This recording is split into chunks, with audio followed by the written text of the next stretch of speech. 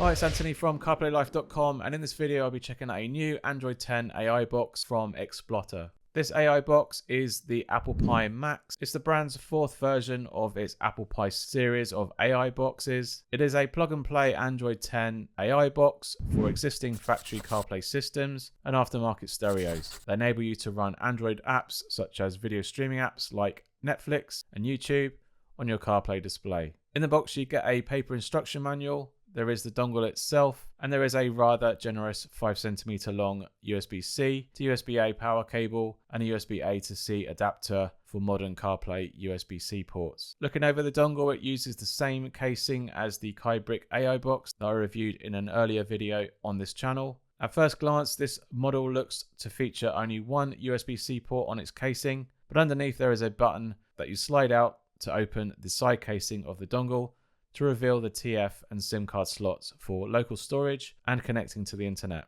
Media can also be downloaded to the dongle's internal storage, and the internet can also be provided by local Wi-Fi or a personal hotspot from your iPhone or Android device. Its casing size and shape is just like a modified version of their earlier ApplePie mini case, with a new chrome outer casing and a glossy black top with a white car logo positioned in the center. Underneath you have the same round metal heatsink plate and cooling plastic swirl design to keep the Qualcomm 450 chipset inside nice and cool. From a cold boot on the Coral Vision CarPlay display, I timed around 47 seconds before the Android 10 OS home screen icons would display. From a hot boot, I timed around 28 seconds to get into the same home screen. The home screen and general user interface mirrored most Android AI box interfaces, with the same floating home button that I'm personally not a fan of. On this updated version of the ApplePie menu UI, its floating home button seems to snap to various areas of the screen,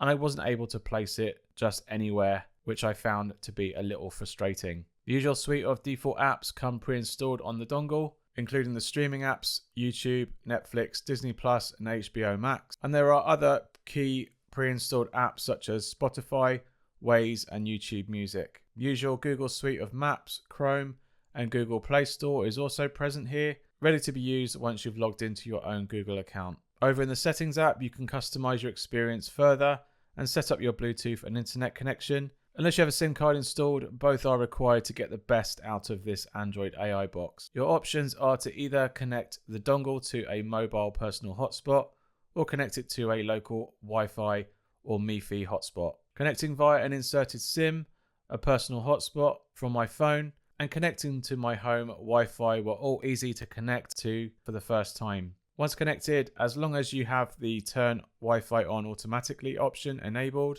the dongle will reconnect when it next boots up. If you wish to use the AI box simultaneously alongside wireless Android Auto or wireless Apple CarPlay, you will need to install a SIM card into the AI box, otherwise the connection to your Wi-Fi or personal hotspot will disconnect to allow your mobile phone to connect wirelessly to CarPlay or Android Auto. With the dongle online, I tried all the usual apps for their functionality and performance. With the same Qualcomm 450 processor that's in the ApplePie Mini, you can expect the usual lack of grunt and performance from this particular AI box. There's enough power to slowly navigate and stream video, but not enough power to do all this quickly or have the ability to multitask smoothly or run more intensive apps. Its software has been optimized to eke out some improvements on this dongle's 1.8 GHz 8-core processor, and when compared to older dongles running the same hardware, this shows. Google Maps doesn't seem to stutter as much as it does on other AI boxes, and general navigation between screens feels a little bit smoother. However, once you get into a more demanding apps and games, the Qualcomm 450 CPU does struggle a little and leaves you longing for a much faster and more capable hardware. But if streaming video content is what you mostly want to do here, then the ApplePie Max achieves this in a fairly tolerable way. Apps like Netflix and YouTube perform okay on this AI box, and the Android 10 UI allows for picture-in-picture modes on the home screen and over other running applications, as well as in split screen mode beside other running apps. Disney Plus and HBO Max apps also come pre-installed should you have an active subscription. Although the HBO Max app doesn't work within the UK and Netflix apps can't be upgraded from the Google Play Store, other streaming apps like Amazon Prime Video, BBC iPlayer and Sky Go apps can be installed on the AI box without any problem. The AI box features built-in GPS should you wish to use it for Android-based navigation apps, and deep in the dongle settings menu, you can choose to use the vehicle's own OEM GPS too.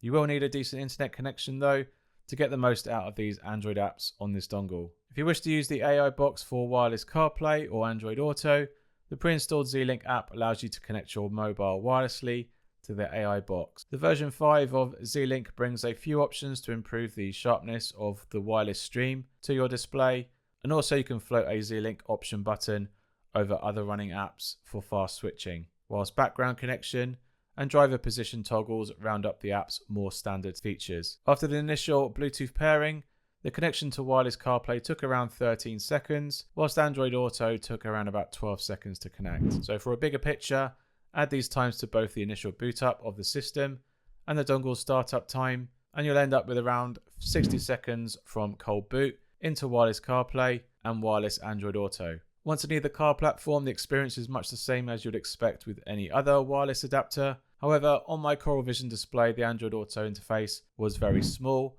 and practically not that usable due to the size of icons and their hit zones when pressing them. But with that said, everything functioned as intended on both platforms with the usual wireless audio delay traits and experiences. The ApplePie Max AI box retails for $194.90 from their website directly, and I'll put the links in the description below to learn more about the dongle and to buy yourself one. Overall, my time with the ApplePie Max has been good, but when considering the faster and more capable alternatives that are now out there, it isn't the best AI box for your money. But it does tick many boxes as most current and popular AI boxes do. But with its average level of technology inside its sleek looking case, just don't expect a new faster experience over their earlier ApplePie Mini model. There is a great level of optimization added to the newer Android 10 platform over the original ApplePie Mini's Android 9 OS. This update makes this AI box good enough for video streaming and low level tasks. However, it is let down by its lack of upgraded, faster hardware,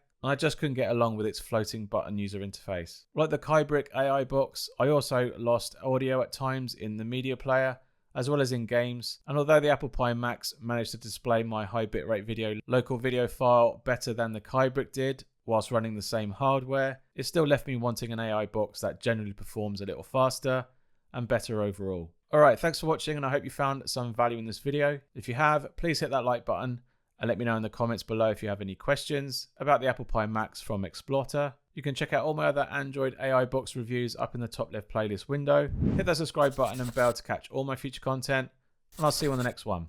Cheers. Bye.